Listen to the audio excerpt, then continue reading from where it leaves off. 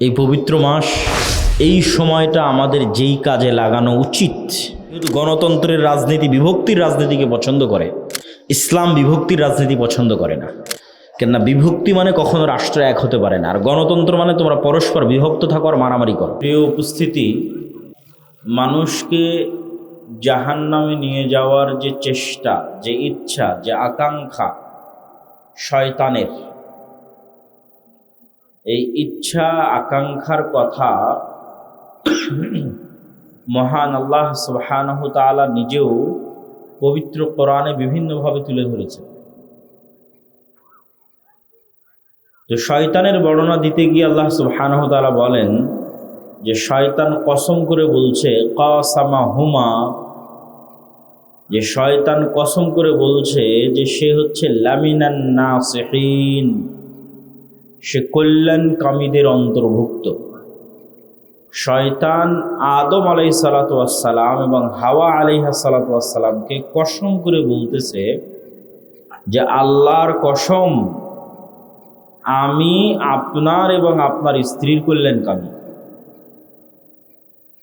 আপনারা যদি এই গাছের পাতা ভক্ষণ করেন তবেই আপনারা জান্নাতে স্থায়ী হবেন এবং ফেরেশতায় রূপ লাভ করবেন। আর যদি আপনারা এই গাছের পাতা ভক্ষণ না করেন তাহলে অতি দ্রুত কোনো এক সময় মহান আল্লাহ আপনাদেরকে জান্নাত থেকে বের করে দিবে। তো আমি শয়তান আপনাদের কল্যাণকামী, আল্লাহর কসম করে বলছি, দয়া করে গাছের পাতা গ্রহণ করেন যাতে আপনারা ফেরেশতায় রূপান্তর হতে পারেন আর এই জান্নাতে স্থায়ী থাকতে পারেন। আদম আলাইহিসসালাতু ওয়াসসালাম শয়তানের কথা বিশ্বাস করলেন, এটা কোরআনের বর্ণনা, এবং সেই গাছের পাতা ভক্ষণ করলেন। এই আয়াত তুলে ধরার পিছনে কারণ হচ্ছে, শয়তান যে কাজ আপনাকে দিয়ে করাতে চায় সেটির পক্ষে এত যুক্তি, এত তর্ক উপস্থাপন করে যে ওই কাজটাকে আপনি ভালো মনে করে করবেন না খারাপ মনে করে করবেন? ভালো মনে করে করবেন। এই একটা পয়েন্ট আপনার মাথায় নিতে হবে যে শয়তান যেই কাজ আমাদের করাতে চায় সেই কাজের পক্ষে সে আমাদের কল্যাণে এত যুক্তি উপস্থাপন করবে যে আমরা ওই কাজ করার সময় ওই কাজটাকে আমাদের জন্য ভালো মনে করেই করব। খারাপই যদি মনে করতাম তাহলে তার শয়তানের দরকার ছিল। আদম আলাইহিসসালাতু ওয়াসসালাম ওই গাছের পাতা খারাপ মনে করে ভক্ষণ করেন। তারা জান্নাতে থাকবেন স্থায়ী, এই আশায়, তাদের কল্যাণ হবে, তারা ফেরেশতা হয়ে যেতে পারবেন এই আশায়। এইগুলো বুঝিয়ে শয়তান ওই কাজে লিপ্ত করিয়েছে।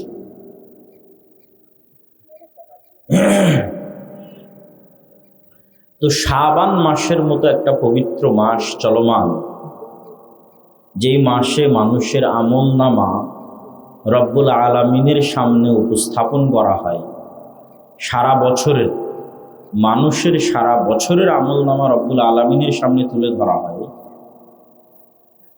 সামনে যে রমাজান আসছে সেই রমাজানের প্রস্তুতি স্বরূপ শাবানে নফল সিয়াম পালন করা জরুরি।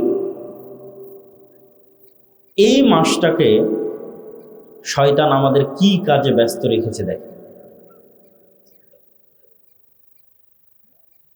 শয়তান যে সমস্ত কাজ দিয়ে আমাকে জাহান্নামে নিয়ে যেতে চায় তার মধ্যে বড় গুনাহগুলো করানো কঠিন।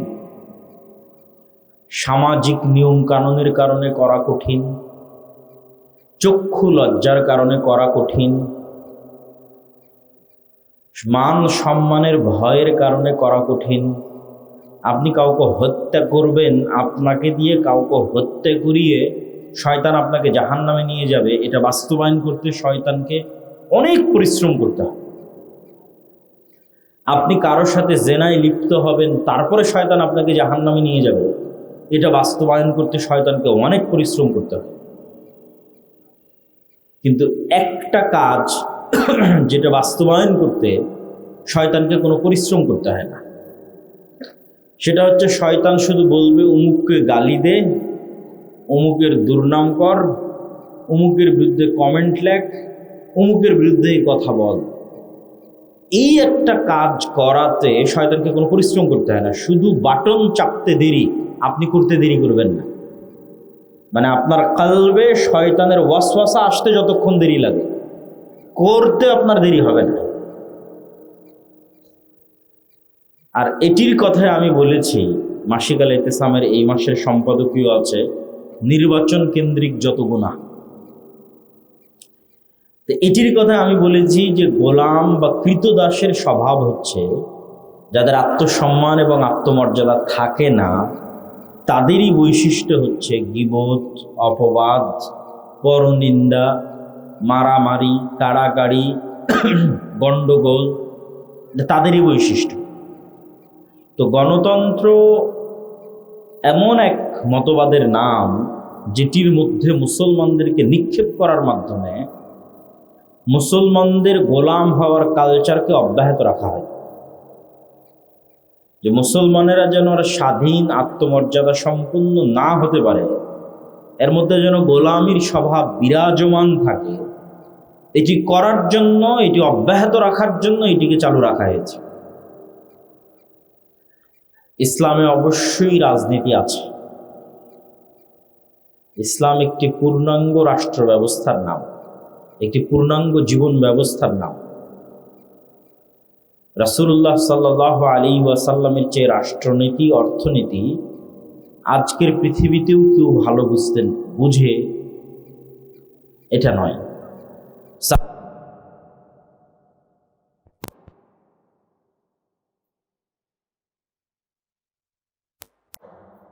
খেলাফার চেয়ে সুন্দর ব্যবস্থা পৃথিবীতে রাষ্ট্র পরিচালনার আছে, এটা অসম্ভব।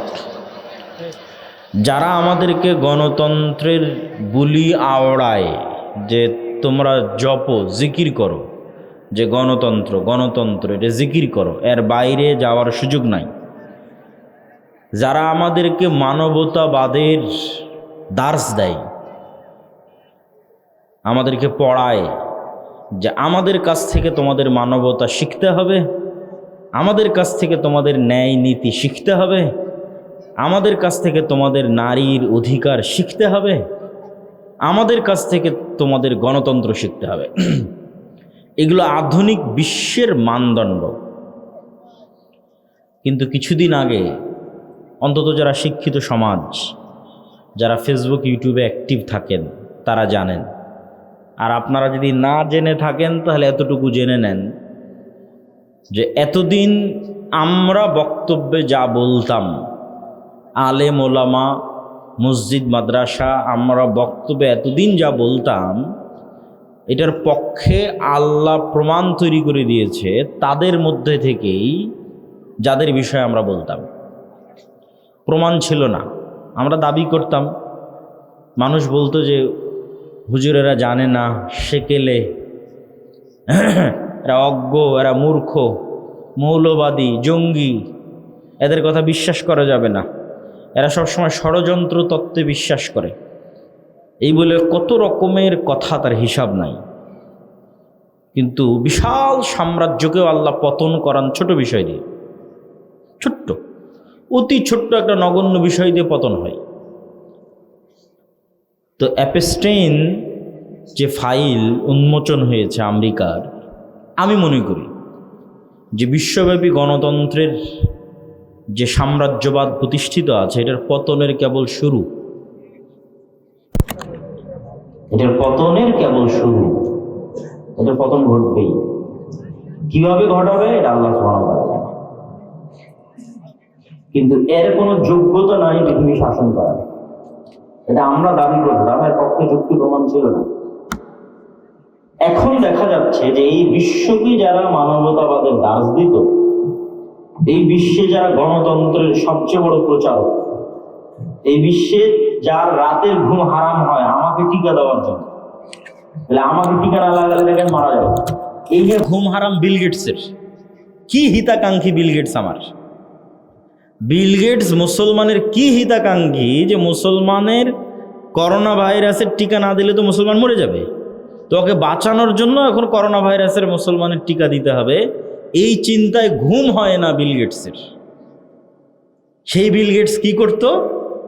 সেই বিল গেটস, ডোনাল্ড ট্রাম্প আরও যারা আছে তাদের নাম ওই ফাইলে এসেছে, এরা জ্যান্ত ছোট ছোট শিশু মেয়ে বাচ্চাদের গোস্ত পর্যন্ত ভক্ষণ করত।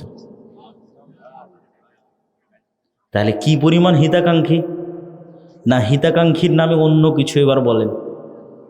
এবার বুঝেন যে আমাদের ছোট ছোট 9, 10, 11, 12 বছরের ছোট মেয়ে যারা এই বিশ্বের শাসন করছে এখন, তাদের কাছে নিরাপদ নয়। তথা এই বিশ্বের শাসন ব্যবস্থায় যারা বসে আছে প্রত্যেকটা এক একটা নরপশু।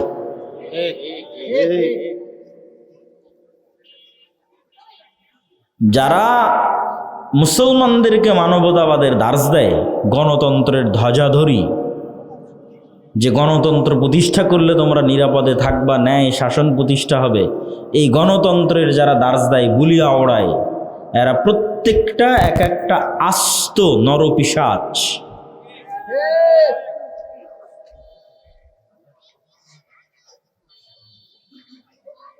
তো যারা জানেন তারা তো জানেন, যারা জানেন না তারা অবশ্যই দেখতে পারেন যে কোন রুচিতে এবং কোন আস্থায় এবং কোন বিশ্বাসে মুসলমানেরা এখনো বিশ্বাস করবে, এখনো মনে করবে যে না, নারীদের অধিকার আমাকে পাশ্চাত্য থেকে নিতে হবে, ডুবে মরে যাওয়া উচিত। কোন বিশ্বাসে, কোন আস্থায় এখনো পৃথিবীর মানুষ মনে করবে যে না, আমাকে ন্যায় ইনসাফ প্রতিষ্ঠা করতে গণতন্ত্রের কাছে যেতে হবে। আমি আজকেও বলেছি, আগেও বলেছি, আবারও বলছি যে গণতন্ত্র কেন্দ্রিক এবং আধুনিক যে বিশ্ব শাসন ব্যবস্থা আছে, পুঁজিবাদী ব্যবস্থা, এটার পতনের শুরু যারা এই পর্যায়ে চলে গেছে, এইরকম হায়েনা হয়ে গেছে যে 9, 10, 11 বছরের মেয়ে শিশুকে সারা পৃথিবী থেকে ক্রয় করে নিয়ে গিয়ে একটা দ্বীপে নিয়ে গিয়ে একত্রিত হয়ে এই সমস্ত বিশ্বের শাসকেরা, অর্থনীতিবিদেরা তাদেরকে ভক্ষণ করবে, তাদের উপর জুলুম চালাবে, তাদের রান্না করা গোস্ত খাবে এবং সরাসরি শয়তানের আস্ত পূজা, যেই শয়তানের নাম আল্লাহ সুবহানাহু ওয়া তাআলা পবিত্র কোরআন মাজিদে বলেছেন, বাল নামক মূর্তির পূজা। তো এই সমস্ত কাজ কিন্তু শয়তান চায়, এগুলো কাজ শয়তান পছন্দ করে। যারা শয়তানের দোসর, যারা সত্যিকার অর্থে শয়তানের অনুসারী, তাদেরকে দিয়ে শয়তান এই কাজগুলো করায়। যে যত নিকৃষ্ট থেকে নিকৃষ্ট নিচে নামানো যায় মানুষকে, এটা শয়তানের একটা প্রজেক্ট, যে মানুষকে মানুষের জায়গা থেকে নিচে নামাতে হবে। মানুষকে আল্লাহ ফিতরাতের উপর সৃষ্টি করেছে, ফিতরাতুল, যেই ফিতরাত বাস্তব স্বভাবজাত বৈশিষ্ট্য, এটার উপর আল্লাহ মানুষকে সৃষ্টি করেছে। এবং আল্লাহ বলছে ইসলাম হচ্ছে ফিতরাত, মানে ইসলামে আমি যে বিধিবিধান দিয়েছি এটাই মানুষের বাস্তব অবস্থা। মানুষকে যেইভাবে আমি তৈরি করেছি এটার সাথে শতভাগ খাপ খায়, শতভাগ মিলে, মানুষের সাইকোলজির সাথে, মানুষের চিন্তা চেতনার সাথে, মানুষের শরীরের সাথে একমাত্র মিলবে, সেটার নাম ইসলাম। ইসলাম হচ্ছে ফিতরাত, মানুষের স্বভাবজাত বৈশিষ্ট্য। আর শয়তান কি চায়? মানুষকে স্বভাবজাত বৈশিষ্ট্য থেকে বের করে নিয়ে যেতে চায়। তো যখনই আপনি এই স্বভাবজাত বৈশিষ্ট্যের মধ্যে থাকবেন না, তখনই আপনাকে আনন্দের জন্য আরো বিকৃত, আরো বিকৃত, আরো বিকৃত, আরো নিকৃষ্ট, আরো নিকৃষ্ট, আরো নিকৃষ্ট রাস্তা অবলম্বন করতে হবে, কারণ আপনি স্বভাবজাত স্বভাবের উপর নাই। মানে ইসলামের স্বভাবজাত স্বভাব হচ্ছে আপনি আনন্দ গ্রহণ করবেন আপনার স্ত্রীর কাছে থেকে। আপনার স্ত্রী হচ্ছে লিতাসকুনু ইলাইহা, আপনার প্রশান্তির জায়গা। তাহলে বৈশিষ্ট্যের উপর যদি কোনো মেয়ে টিকে থাকে, মেয়েদের যেই নম্রতা, মেয়েদের যেই কোমলতা, মেয়েদের যেই নমনীয়তা, এটার উপর যদি কোনো মেয়ে টিকে থাকে, স্বভাবজাত যে স্বভাবের উপর আল্লাহ সৃষ্টি করেছে, পুরুষের যেই পৌরুষত্ব, পুরুষের যে আত্মমর্যাদা, আত্মসম্মান, দায়িত্বশীলতা, দায়িত্ববান হওয়া, এটার উপর যদি কোনো পুরুষ অটল থাকে, যেটার উপর আল্লাহ তাকে সৃষ্টি করেছে, তাহলে এই নারী আর এই পুরুষ যখন একত্রিত হবে তখন এরা দুনিয়াতেই জান্নাত পেয়ে গেছে। কিন্তু এই স্বভাবজাত বৈশিষ্ট্যের ওপর থেকে তাকে বিকৃত করে দূরে সরানো, এটা শয়তানের প্রজেক্ট। তাহলে কোনো একটা নারী তার কোমলতার ওপর থাকতে পারছে না, তার নমনীয়তার ওপর থাকতে পারছে না বিভিন্ন কারণে। গার্মেন্টসে, স্কুল, কলেজ, চাকরি ক্ষেত্রে প্রতিনিয়ত পুরুষের সাথে উঠা বসা করতে হচ্ছে, পুরুষের সাথে হাসি মুখে মিশতে হচ্ছে।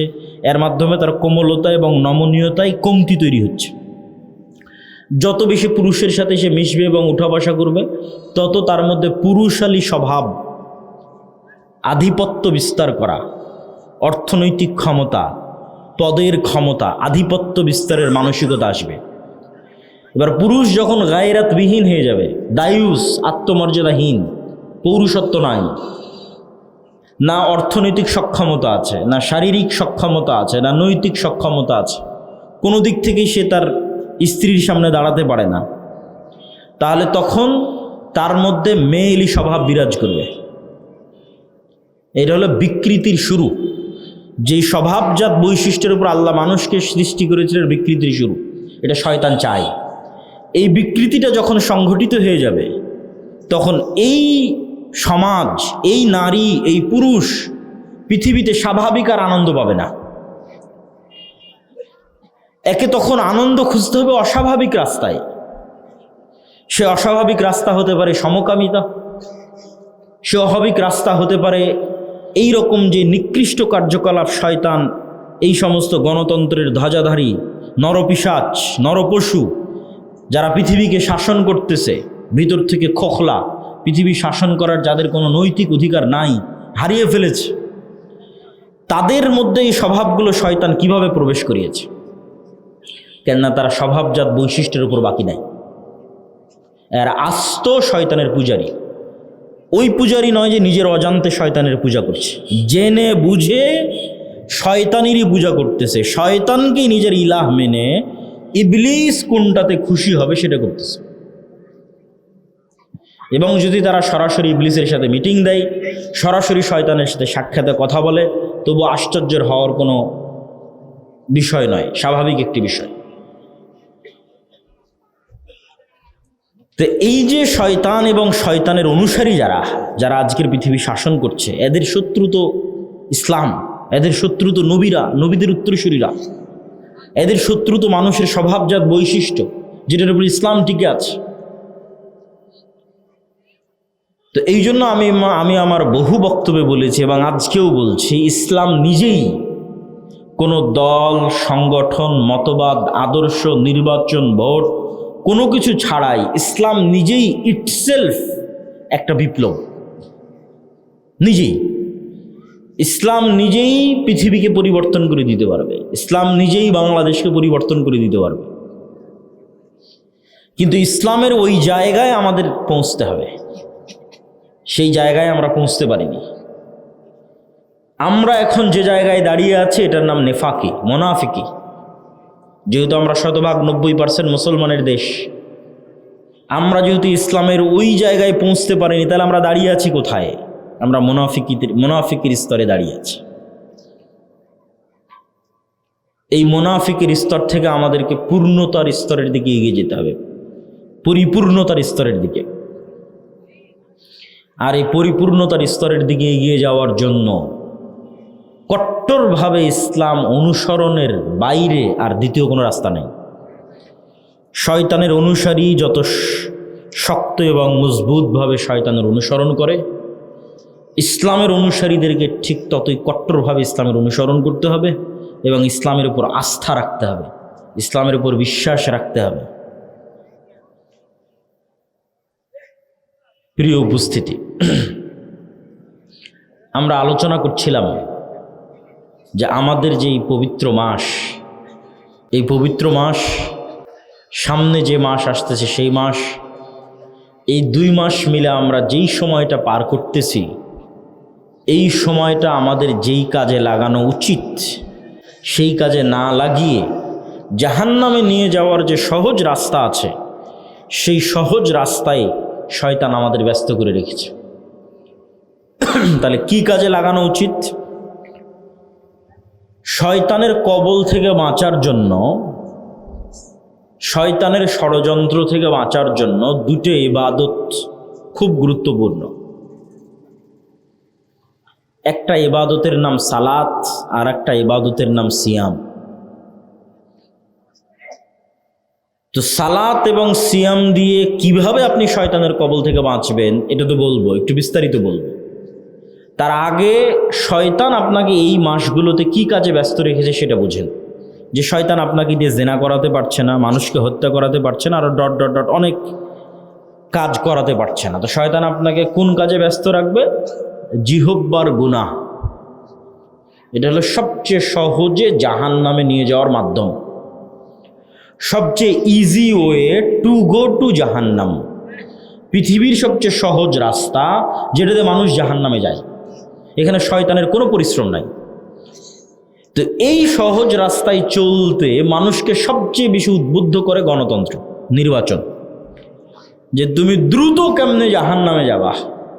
তো দ্রুত যদি জাহান্নামে যেতে চাও তাহলে তোমার এই জিহ্বা দিয়ে যে যেমন পারো, যার বিরুদ্ধে যেভাবে পারো বলো, গুনাহ কামাও, জাহান্নামে যাও।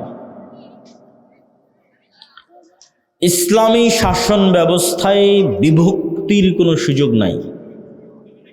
মানে ইসলামের যে রাষ্ট্রীয় থিওরি, রাষ্ট্র প্রতিষ্ঠা হবে, এখানে বিভক্তির কোনো চান্স নাই। দেখেন, আমি আবারও বলছি, ইসলামে পলিটিক্স আছে, কিন্তু গণতন্ত্রের যে ইসলাম, এই ইসলামের যে পলিটিক্স, এটার কিছু ভালো দিকও থাকতে পারে, হতে পারে, আল্লাহ ভালো জানে, কিন্তু কিছু খারাপ দিকও আছে।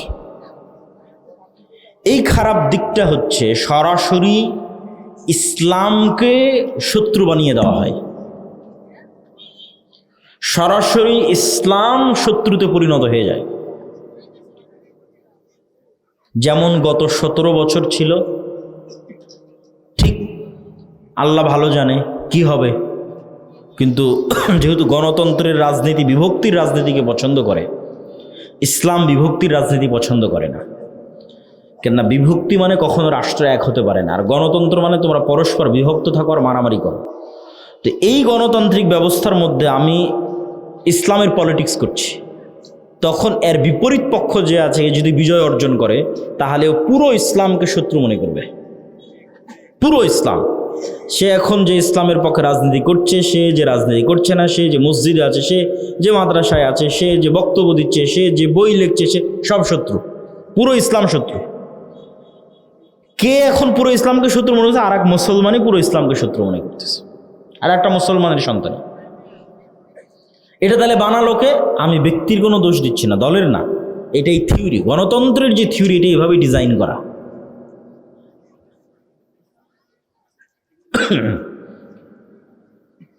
তো এই যে বিভক্তির যে রাজনীতি, এই বিভক্তির রাজনীতির সবচেয়ে বড় অনুষঙ্গ হচ্ছে গীবত, তহমত, অপবাদ।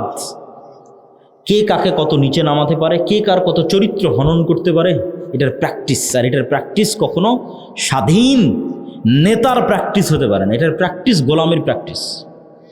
মুহাম্মদ সাল্লাল্লাহু আলাইহি ওয়াসাল্লামের 63 বছরের জীবনের একটা উদাহরণ কেউ নিয়ে এসে দিতে পারবে না যে মুহাম্মদ সাল্লাল্লাহু আলাইহি ওয়াসাল্লাম তার শত্রুর চরিত্র হনন করতে চেয়েছেন।